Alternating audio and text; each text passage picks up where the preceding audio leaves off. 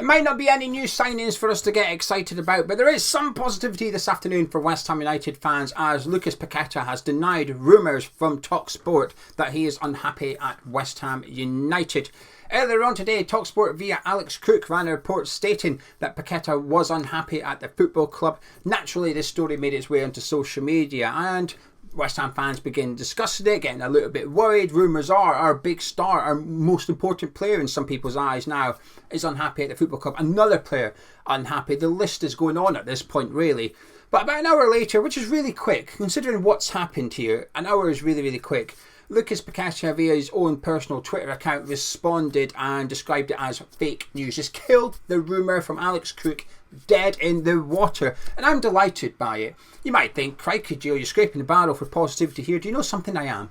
Anything positive around West Ham at the minute, I'm going to grab it with both hands because, believe it or not, I don't like being doom and gloom, but I just naturally feel that way. There's no new signings, no captain, little coaches. The season starts in under 2 weeks now. I'm a little bit worried about things. So whenever something positive comes along, I'm going to grab it. But this feels quite significant. And if we strip it back to the basics, which is essentially a West Ham United player has denied that he's unhappy at the football club. That's all that's happened. That is all that's happened if we strip it back to the bare basics. But it feels important because of who it is, which is obviously what could be our star man next season. The man that we should be building our midfield round. We're looking to recruit 2 new centre midfielders this summer. You would imagine we're buying both of them based on how we can get the best out of Lucas Paqueta. Or we should be anyway. In my opinion, we should be building that midfield around Lucas Paqueta. So any news that comes along, and this is news now, it's from Paqueta himself denying these rumours. So Paqueta himself is denying allegations that he's unhappy. That feels significant. And I'm really, really pleased to see him do it. I'm really pleased because it's quite rare a player like that would call these rumours out and just kill them dead. If he was unhappy, he would let that linger. He just wouldn't respond. He doesn't have to respond. He's not been asked a question by a journalist or anything like that. He's not put on the spot. He would just let that rumour run. That story from TalkSport, he would just let it run. So I believe Paqueta when he says it's fake news, and it's given me reassurance. Now, I didn't really need it because I saw the rumour from TalkSport and Alex Cook, and I didn't believe it though, because this is not a new rumour. We had this about a month ago, but TalkSport is not really someone I pay attention to when it comes to news, especially around West Ham United. I don't know how good they are for news for other clubs. I don't know. I don't pay attention. But when it comes to West Ham specifically, TalkSport isn't a source that I trust or believe. A couple of weeks ago, Moose did a tweet saying that Max Aarons was going to be joining West Ham United. Hasn't happened. Alex Cook has now done a report saying Lucas Paqueta is unhappy. An hour later, Lucas Paqueta himself has just described it as fake news. So I didn't really believe the rumour, but what it doesn't do is help. Because at the minute, and I appreciate we possibly contribute to that by doing these videos, but all we do is put our honest opinions out there based on the rumours. We don't create the rumours, we just talk about them. Maybe that doesn't help, but at the same time, I like to think, I can only speak for myself here, when the rumours come along, I'm like, bollocks, it's a load of rubbish. And I was going to be doing the same thing about the Paqueta one, because this rumour was around a month ago, and in that video I said, I don't believe it. I don't believe he's unhappy. I can only go by the little evidence I've got. Maybe he was, but I'm guessing that's what we do. We guess, we form opinions. You use the evidence you've got, and a lot of guesswork goes into it. But when I've seen the one from TalkSport, I thought I'll just leave it out. West Ham are an easy target at the minute. We are, because we are a big club. We do generate a lot of traffic, I'd imagine. Maybe not as much as Man United and stuff, but when it comes to, you know, getting a football website needing to generate traffic, West Ham are a big club, and they're a bit of an easy place to go at the minute because we've not signed anybody. Because we've not signed anyone, that essentially is controversy, and that is what they need to bring people in.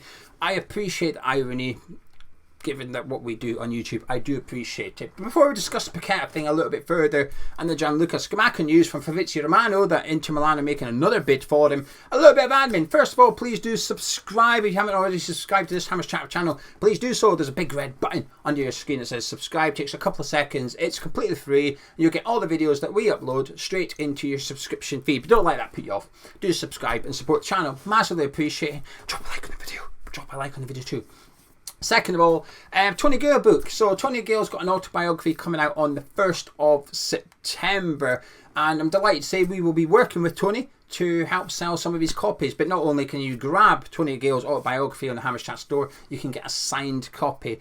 Any pre-sales from the Hammers Chat store for the Tony Gale autobiography will be hand signed by Tony Gale himself. We'll be doing a video with him in the next week or so as well, just to get his thoughts on West Ham, to promote the book essentially. But if you want to get it, please do use the link in description below. I'll put in massive capitals Tony Gale autobiography. Just click the link and you can go and order it. It's £20. If you are a patron, you can get your discount depending on what tier you are, so you can save 10%, 20% or 30% depending which tier or patron you have signed up to. But yes, anyone that does grab a copy, thank you. You'll be supporting Hams Chat, but you'll also be supporting Tony Gale, and in return for your support you'll get a signed copy of the autobiography. And lastly, this video is sponsored by the One Football app, the best place to keep up to date with all your latest West Ham news. The Scamacca news is on there, the Paqueta news is on there, everything to do with West Ham is on there right now. Get ready as the EFL kicks off this weekend, so if you want to keep an eye on what's going on around the Championship or League One, that's on the One Football app as well. You can download it using the link in the description or the QR code that's currently on your screen. But the best thing is, it's completely free. It's free to download. You don't have to sign up. It's free to use. And it gives you all the latest news you need for your football club. I don't know what more it could give you in order for you to need to download it. You tell it what you want to follow. You pick your club, your country, your competition, and it gives you all the news from around the world straight onto the app. It just doesn't just have the news, it's got fixtures, it's got results, it's got some basic statistics as well. So if you're into your statistics for football and you want a brief outlook after every West Ham game on how each player performed, head to the One Football app, it's on there. Anyway, let's get back to the Lucas Paqueta thing. Now, a month ago when this first came out, I didn't believe it because it was a little bit too convenient that Paqueta switched his agent at the same time. So Paqueta switched his agent, and immediately after, oh, he's unhappy, he's going to want to leave. And I just thought, well, this feels like a new contract ploy. This one, it just felt like TalkSport making stuff up, and Paqueta's denied it, which is really good. I wouldn't be surprised if Paqueta does want a new contract, though. I'm still expecting that to happen. But it's important that we keep people like him happy at this club. We've obviously lost Declan Rice. Now, the way I see it, there's four sort of first names on the team sheet for me: Zuma, Agard, Paqueta and Bowen.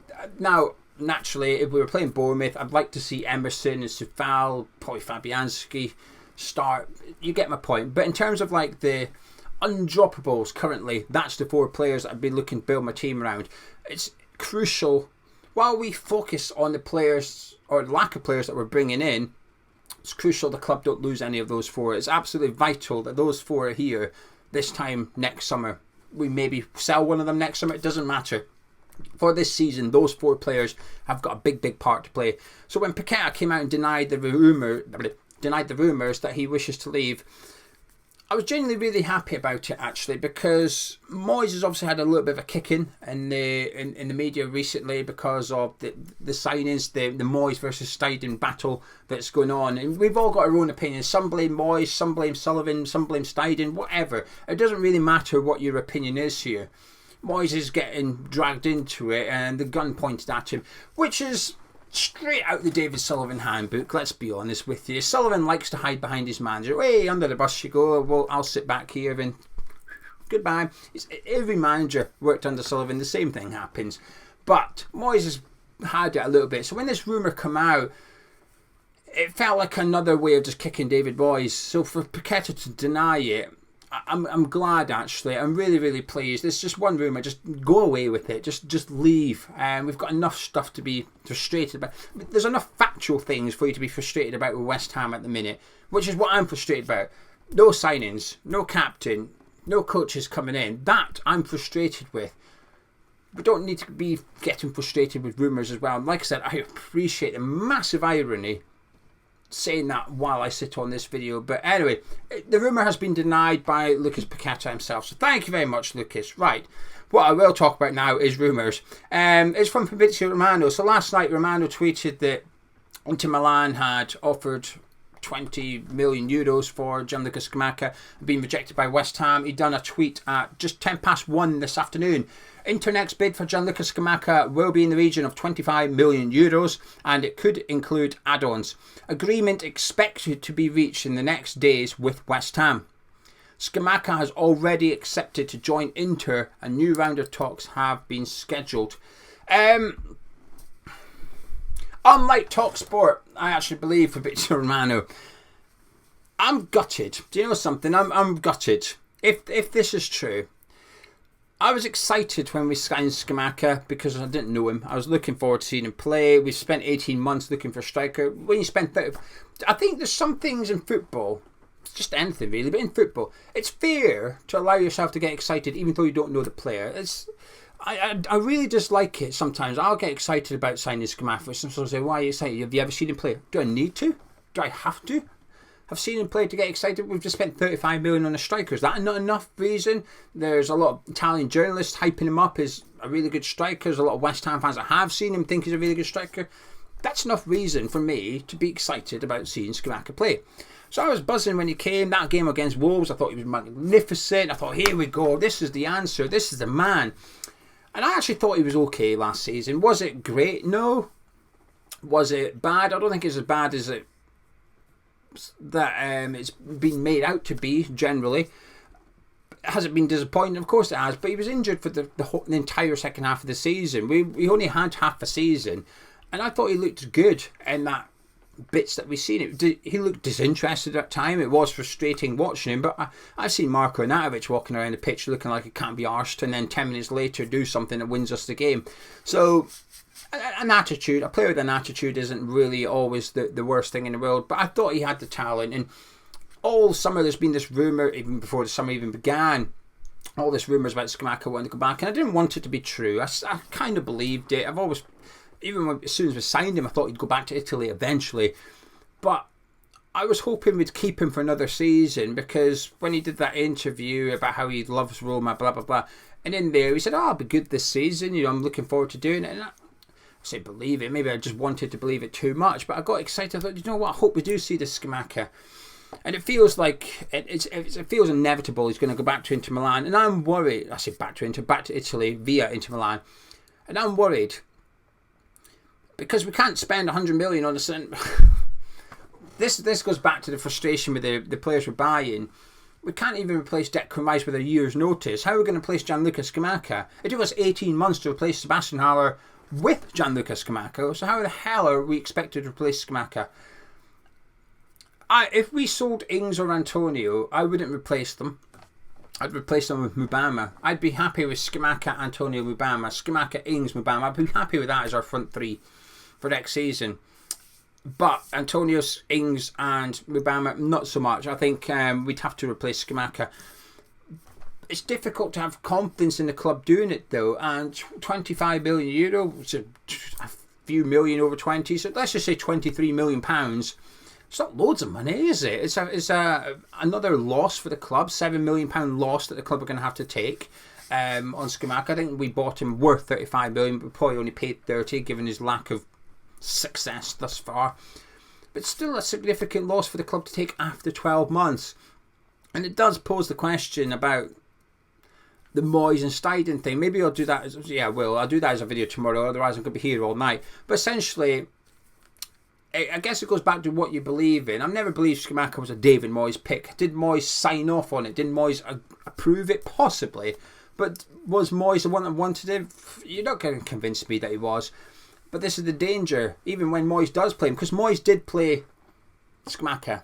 Moyes played Scamacca. I think the first 3 games he was on the bench, then he was straight into the team. Antonio, who was undroppable prior to him arriving, he was benched for Gianluca. So Moyes was willing to play him. Moyes gave him game time. Moyes gave Paqueta game time. This is why I said the other day, I think it's a bit of a myth that Moyes will only play Premier League proven players. I think he signed something like 23 players, David Moyes, and 7 had Premier League experience. Well, 8, but one of those was Emerson, who wasn't even playing in Premier League for 2 seasons before we bought him. We just bought him from Chelsea. He was out on loan for 2 seasons. But Moyes was playing Scamacca.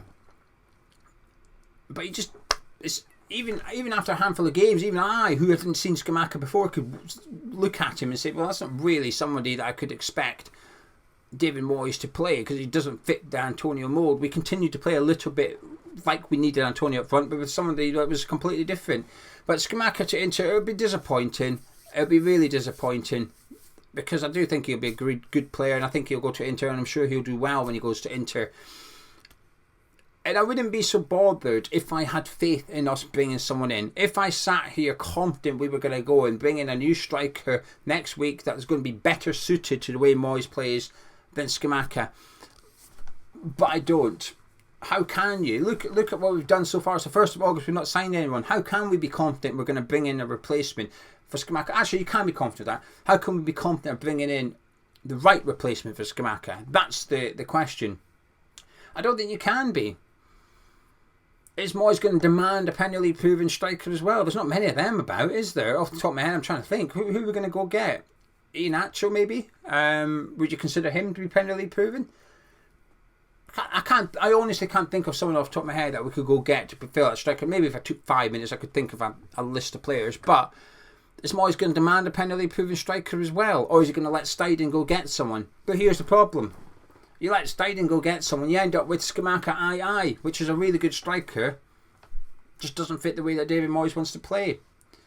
You end up in the same situation in 12 months. Anyway, this is possibly tomorrow's video. I'm going to shut up, but the rumours are, the news is, Paqueta has denied rumours he's unhappy at West Ham. The rumours, via Fabrizio Romano, is that Scamacca's agreed to go to Inter Milan and an agreement for the sale of Scamacca to Inter Milan is expected in the next few days.